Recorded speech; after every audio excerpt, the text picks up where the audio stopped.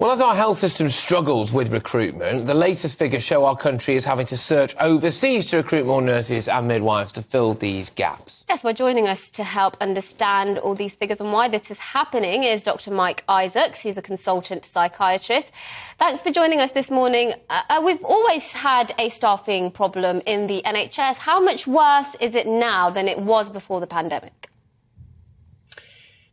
I think it's worse than it was before the pandemic, because there's been a lot of, if you like, natural wastage. People have been retiring, and certainly among senior doctors, a lot of senior doctors who've been approaching at retirement age and have, perhaps been in two minds about whether they should stay on, have retired for a number of reasons, not just the stress of the job, although that's part of it, but also because we are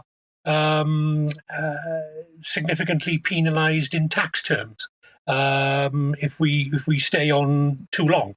So there's a number of factors, a kind of perfect storm, if you like, and so we're looking for more junior staff to replace seniors, and that applies across the disciplines. It's not just medics.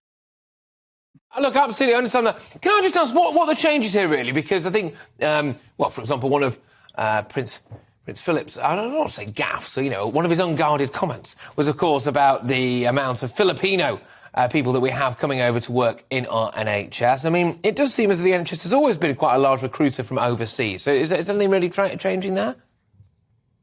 It has been, and the Philippines, for example, trains more nurses than any other single country, as far as I understand. Yes, and the NHS has relied on people from overseas for decades to keep the thing going.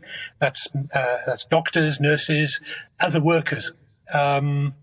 So yes, that hasn't changed. But what has happened is that people have found the NHS, maybe temporary, not quite attractive enough when they've had other options.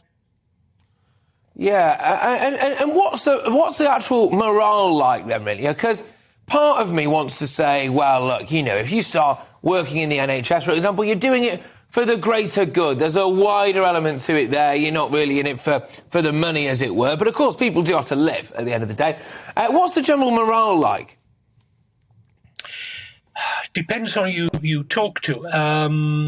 It's very patchy, widespread poor morale, but there are areas of good practice, a very solid collegiate support, and that's true across the board in different organisations, different places.